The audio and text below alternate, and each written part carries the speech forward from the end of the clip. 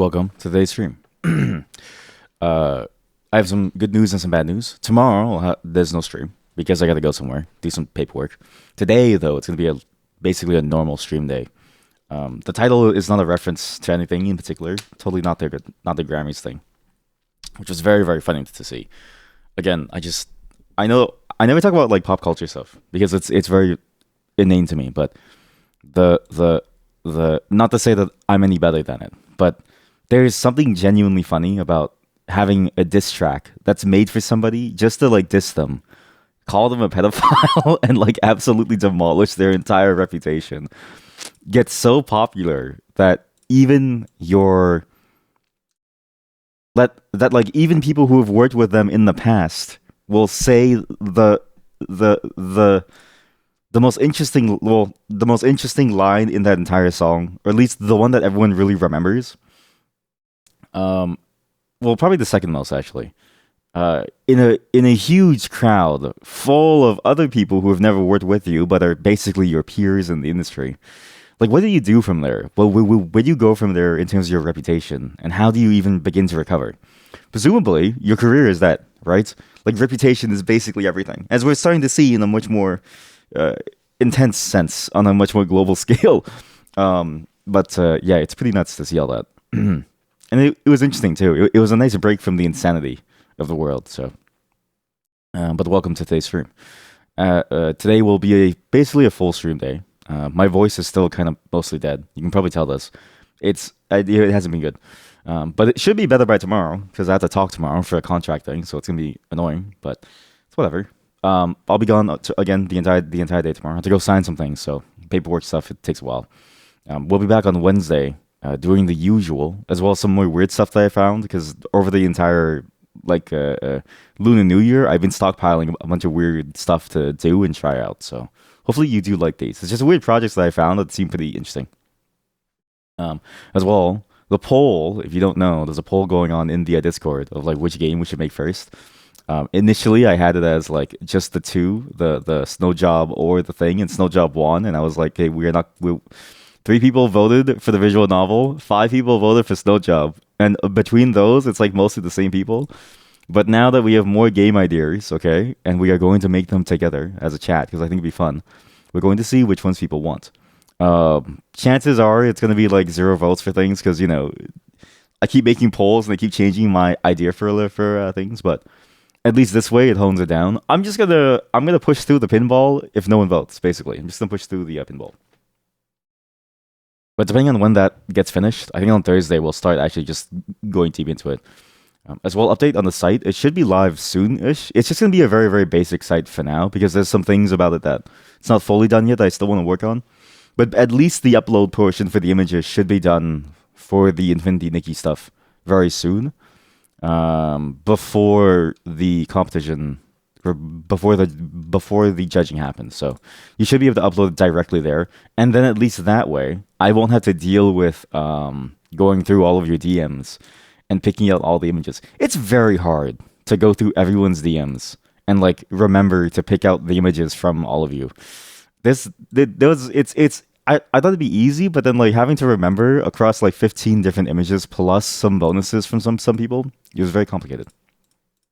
On the 8th as well, I'll be gone as well. Friend's birthday party, a sweet defecation. I don't know if she, well, yeah, friend's birthday party. We're just gonna go hang out for a bit and maybe drink and stuff like that. We'll see how it goes. I'm hoping it's a very it's a long drive, and thank God I'm not driving. Let's just say that it's a long drive, but it's usually always fun. So I'm glad to be going. I really really hope I can recover quickly from the drinking. If not, then I'll maybe just have like 1 or 2 sips. But I maybe should have told her that maybe she should buy less alcohol because we're all old now. Yeah. In other news, Path of Exile, it's been going through a lot of back and forth. I don't know if you've ever seen this, but if you play Path of Exile, then you probably know about this already. They had a bit of a weird announcement, actually. A very unfortunate announcement. This was about a week ago. So about a week ago, I want to say, they posted this thing saying, okay, well, Path of Exile 1 is basically dead. We haven't had anyone working on the game since forever. That's the gist of this video. The Azaro is a reference to a meme that the subreddit was doing where some guy was doubling Azaro every single day until we got news about 3.26, and they basically said, "Hey, actually, there's nothing." So there's absolutely nothing, and so they haven't even been working on it. And so that cycle that they used to have, which was like I think it was like the 3 month 3 month on, 3 month off. So what they would do is like 3 months of like a high effort one, 3 months of a low effort one. That's gone. That's been gone ever since the Settlers League. And then that's been gone ever since PoE 2 really ramped up. They've had no one working on this new league for a very long time. So this was pretty bad news because it means that PoE 1 players were basically shafted. And their original goal was to have PoE 1 continue and PoE 2 to be its own separate game at the same time. It's kind of the same way that you see EverQuest 1 still alive, and then EverQuest 2 fills its own niche, or Final Fantasy 11 and Final Fantasy 14. But I've always said this. It takes a lot of effort to be able to successfully pull that off, because you need to have a lot of just raw development time to make these things work. And for a team that's as small as Grinding Gear Games, for them to ever hope to reach the same level of support that Square Enix had, or even to reach the same level of support that, I mean, I guess ArenaNet technically has maybe an even smaller team, but like, it was never going to happen, right? They said it would happen, and that's sort of the goal, but I think it was very clear to everyone that PoE 2 was going to be the main thing that they're working on for a very long time.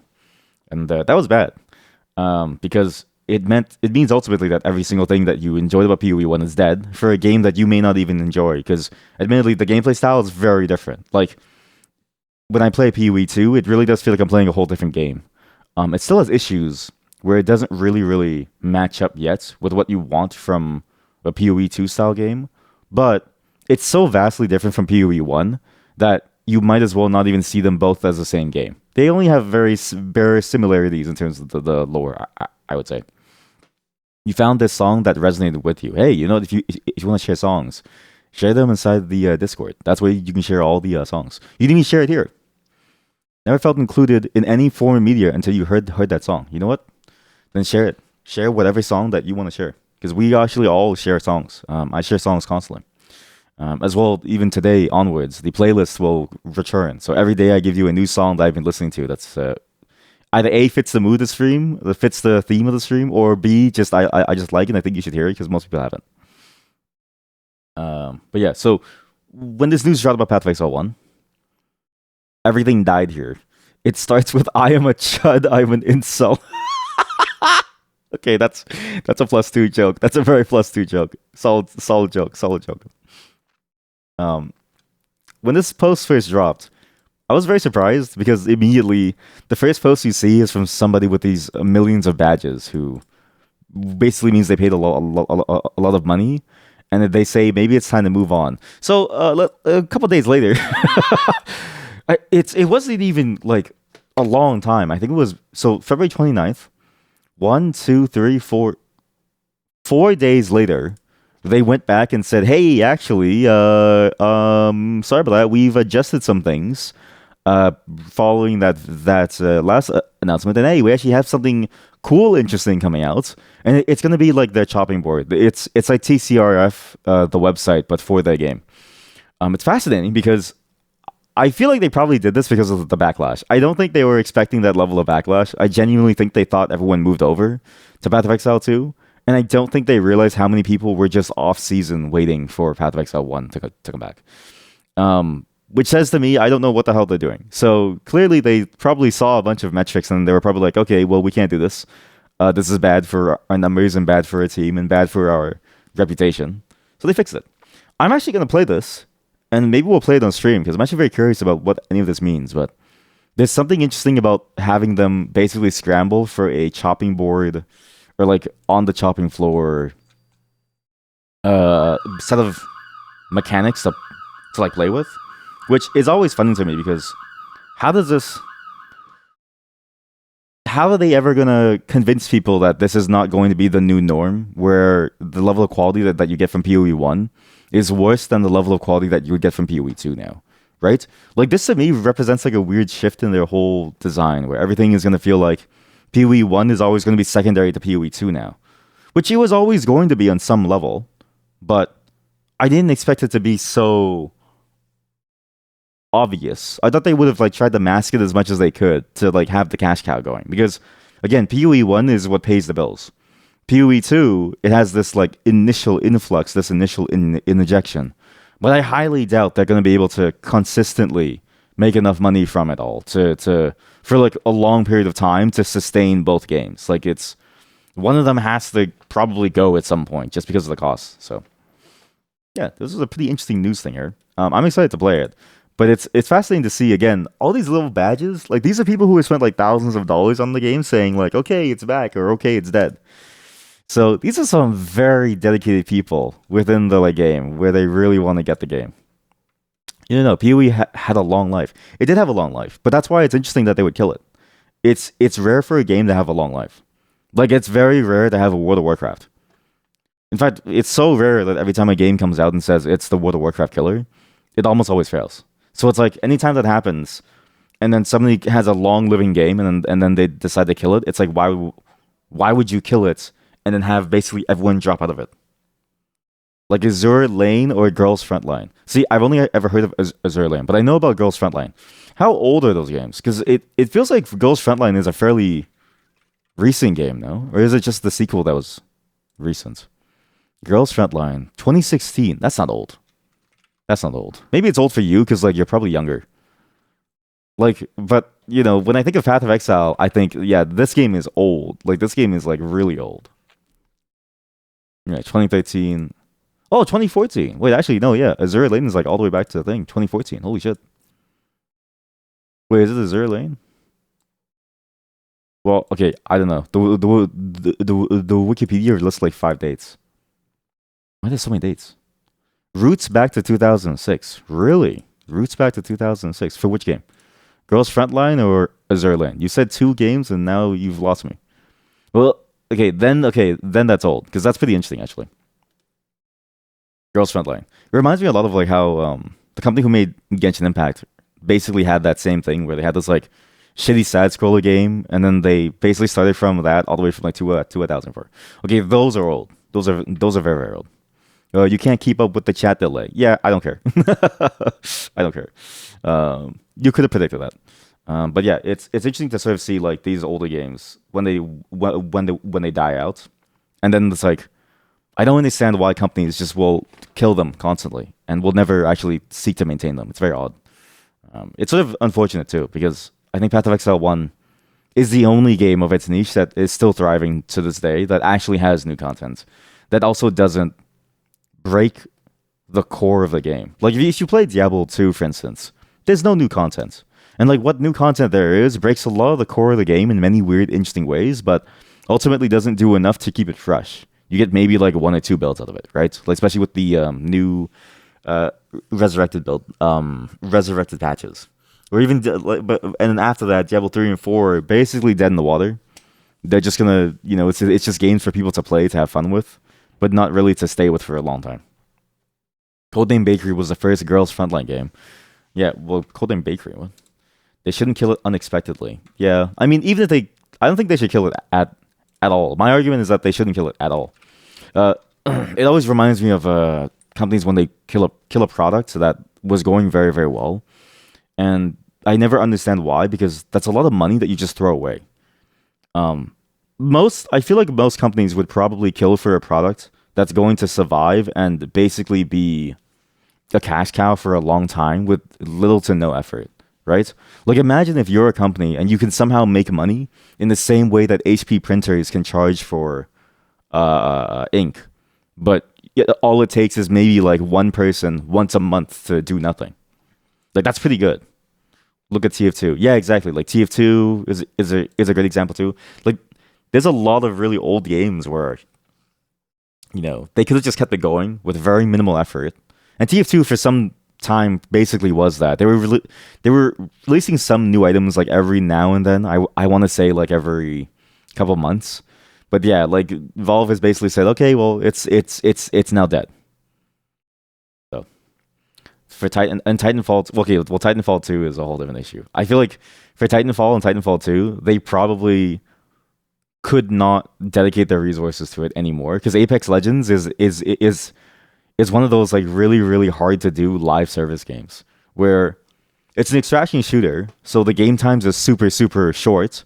There's no long term progression except for skill.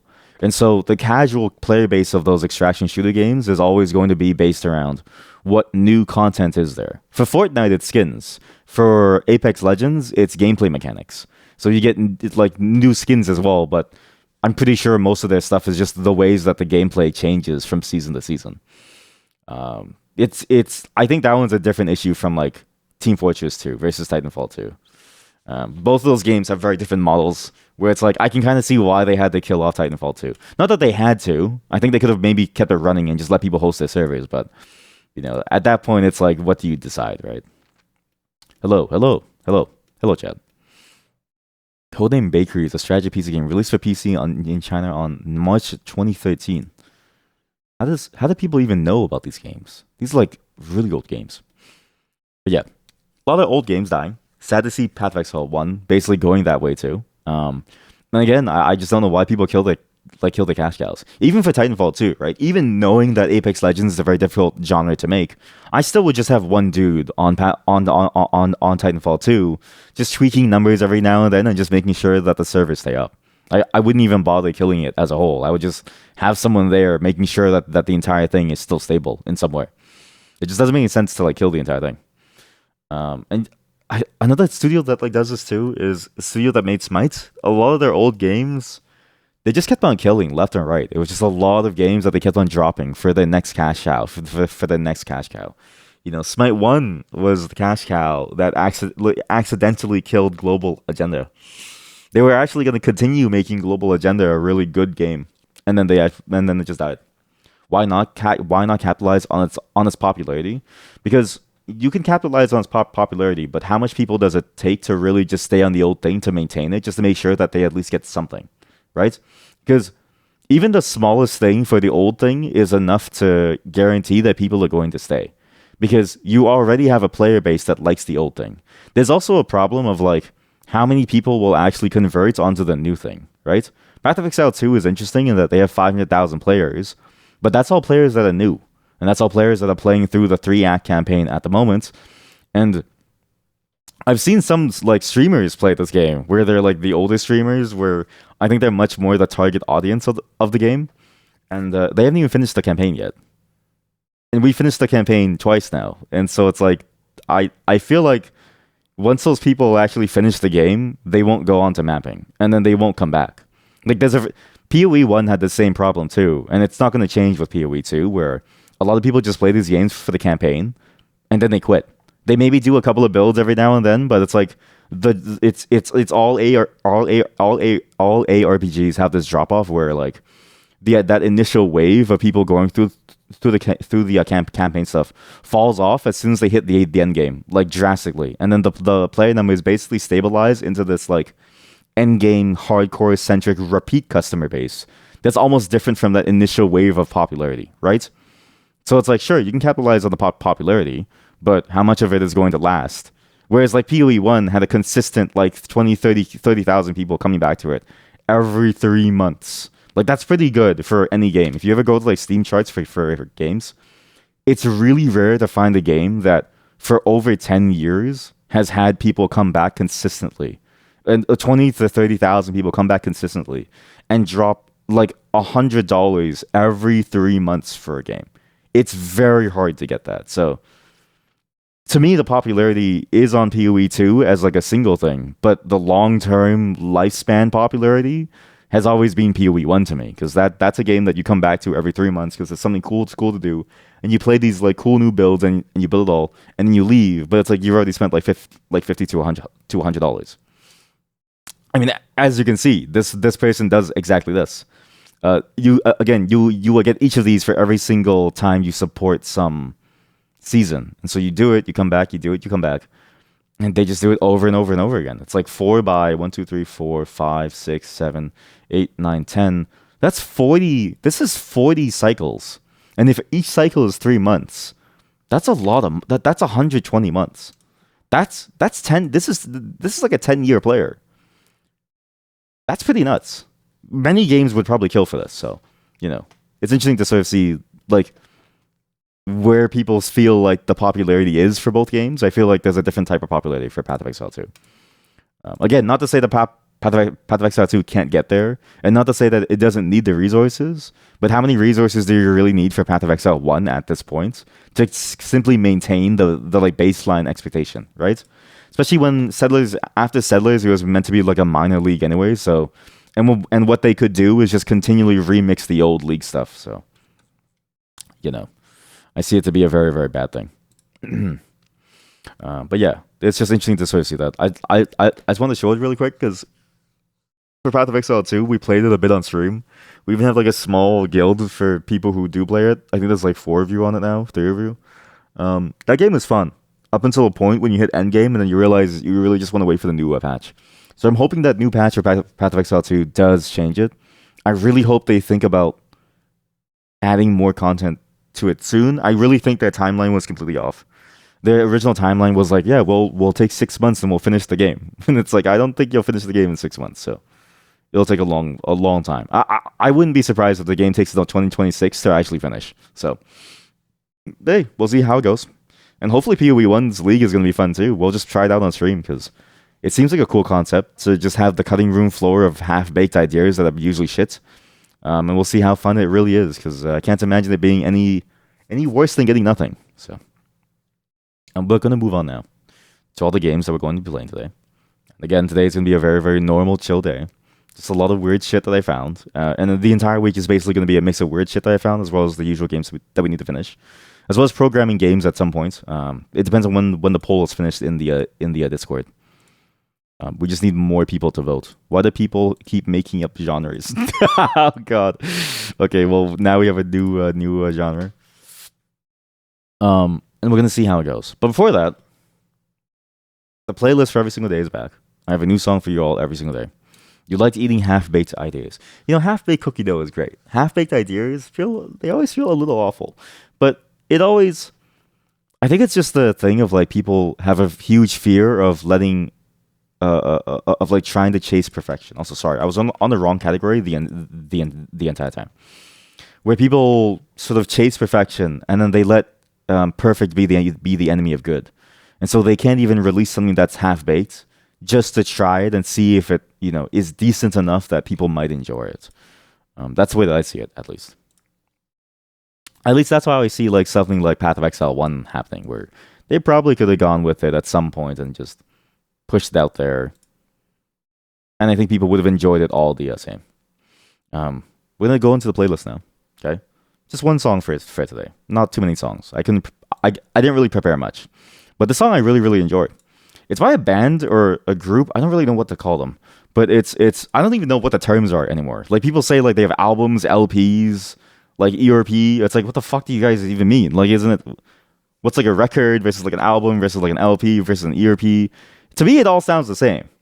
But this group in particular is interesting because they feel like a proto weird attempt at taking VTubing to music, if that makes sense, where they don't care about the genre that they make, and they're absolutely huge on the idea of anonymity.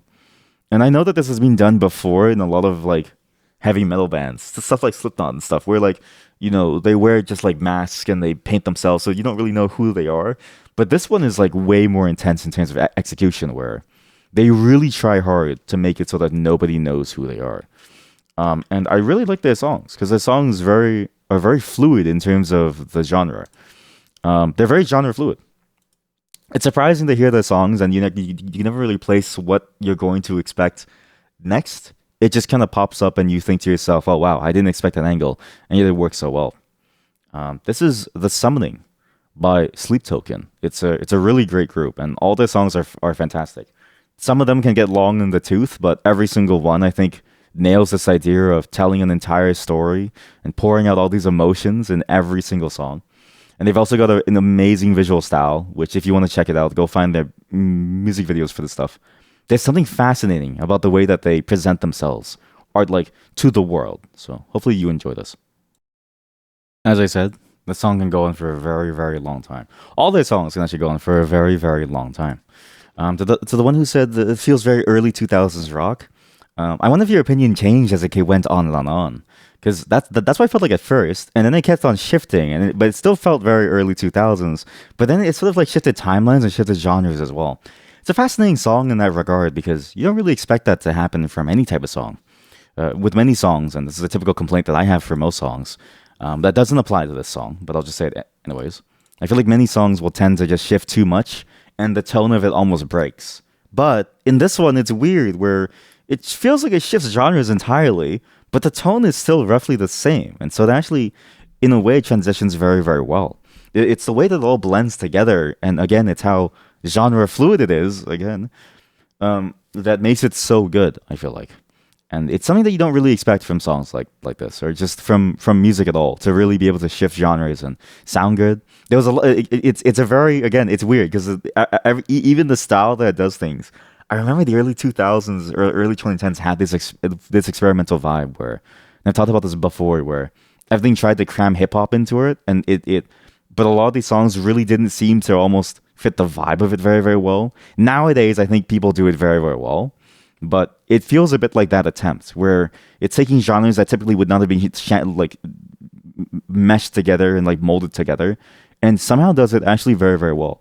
And it makes sense given that probably now we have a much better understanding of how these things work, and the level of artistry out there is just intensely better as a whole.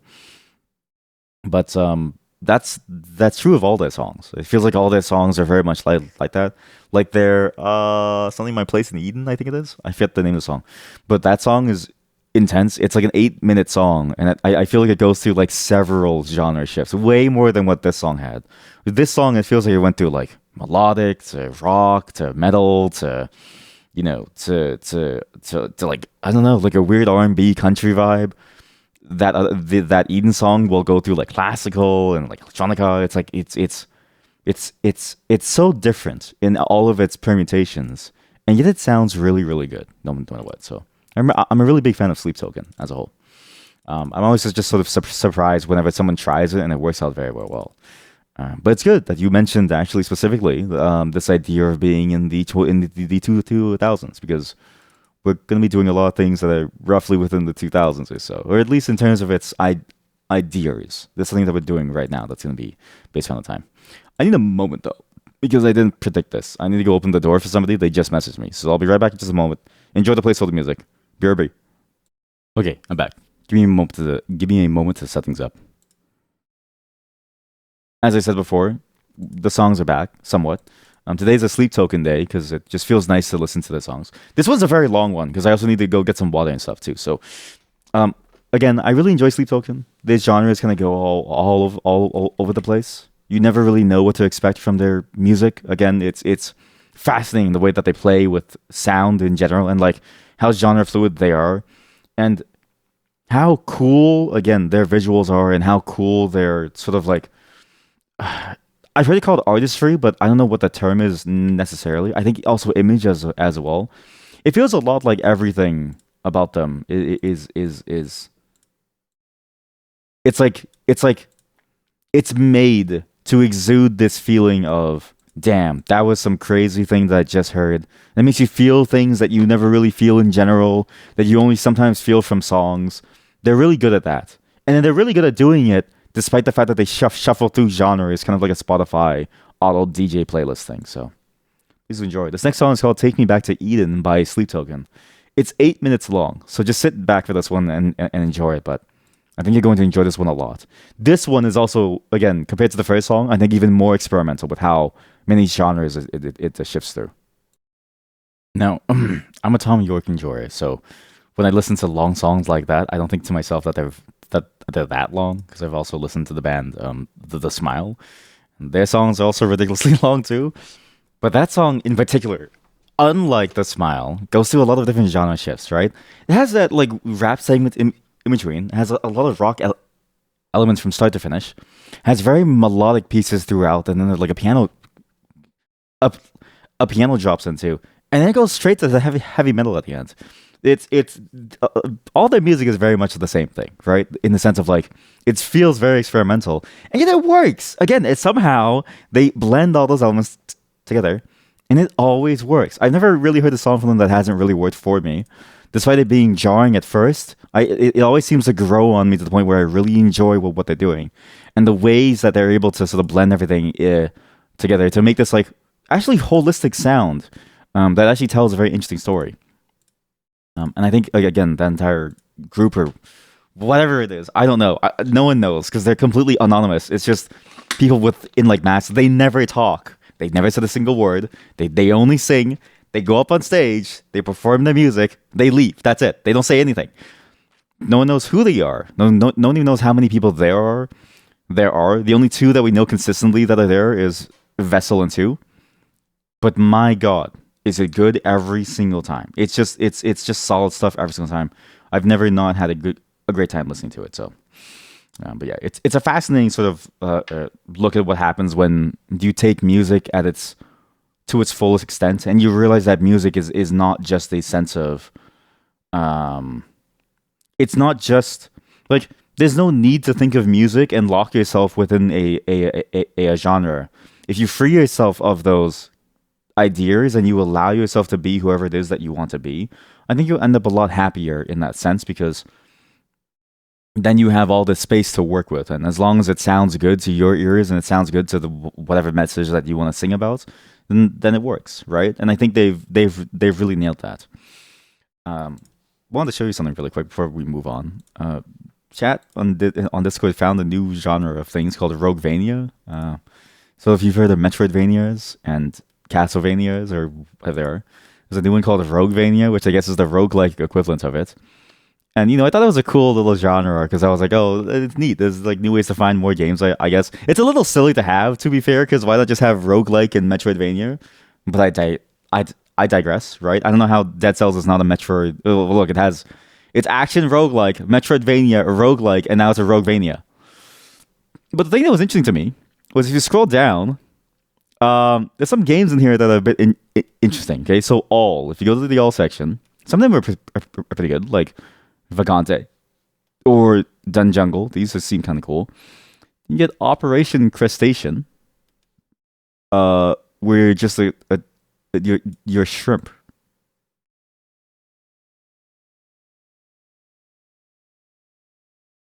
Like if you just take out that soundtrack and you play this instead, I think it'd be a much better fit. Look, if you do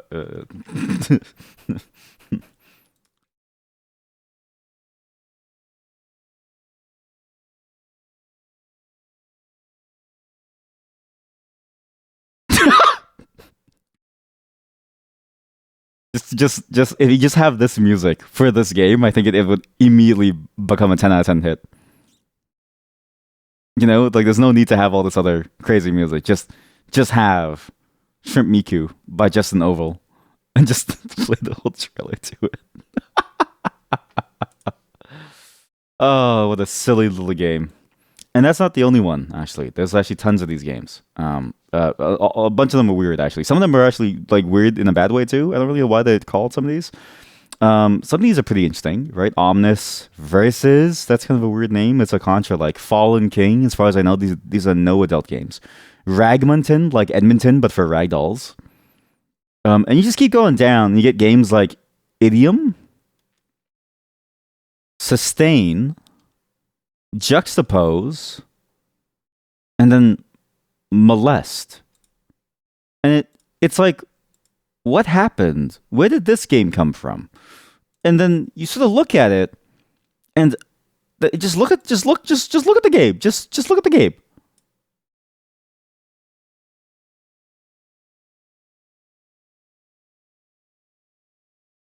This feels like a really shitty copy paste type of game. What is this music? Sustain, for instance, has an AI image of some weird cabinetry, and you just look at someone go left and right for a bit, and you dodge things. Juxtapose is, I don't know what this is. What in God's name is this? It seems like 5 FPS.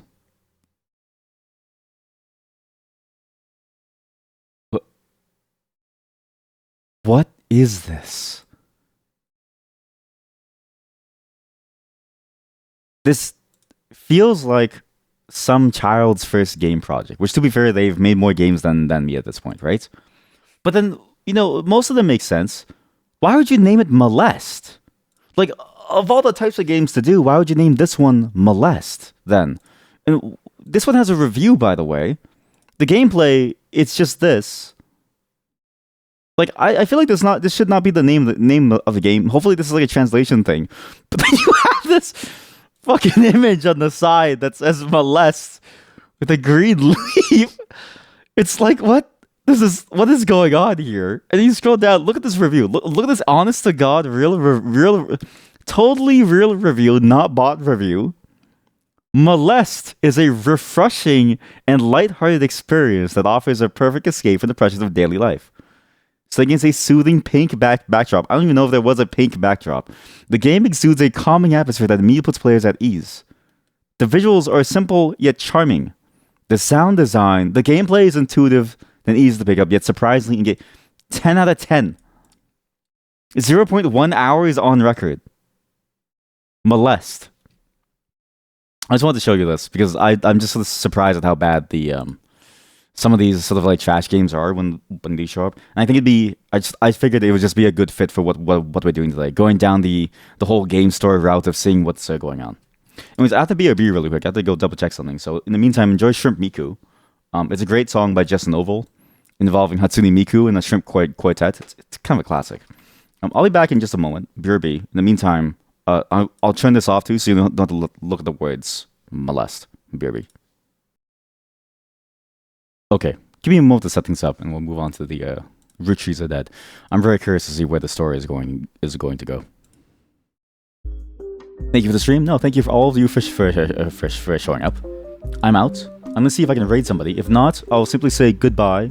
Go see your Oshis. I'm gonna go watch my Oshi after. You know who's on right now? Right now, Henya. Will I raid her? Fuck no, because that's kind of awkward. All right, but go enjoy yourselves. All right, you can go watch Bao, Henya, Filian, Zentrea. I don't know, Jabroni Mike. I like saying his name because it just sounds funny. Oh, I was gonna watch him after. Thank you all for showing up. There's no one to raid, but I hope that you all had a good day. Thank you again, Grumpy Meganay, for raiding me. Be sure to follow them as well. Again, I gave them a shout out earlier, but just in case you weren't here, follow them because they did show up last time. We'll see you all tomorrow. Not tomorrow, because tomorrow I'll be busy. There might be a stream late in the day, but I kind of don't want to because I'm going to be busy until, let's say, 3 p.m. my time. So there's no real point. I'll be back on the Wednesday onwards with no delay. Like basically all the way from Wednesday onwards, it streams all the way. Some days I have job interviews, but it's before stream, and it's way before stream at like 8 a.m. or something my time, so it's not going to be late for stream. But those, if I show up tired and on time to a stream, then you know why, okay? Yeah, enjoy yourselves. Keep up with the good work, everyone. See you all in the office polycule. Be sure to show up on the Discord. Vote for which game you want to be made on stream. And if you don't want any game to be made on stream, then fuck off, I guess. Because it means I got less work to do, baby. Woo! Woo! This is your cuckark. Woo! Woo! Woo! Woo! Bye, everyone. Good night. Have a great night. See you all on Discord. Be sure to vote in that poll. Peace.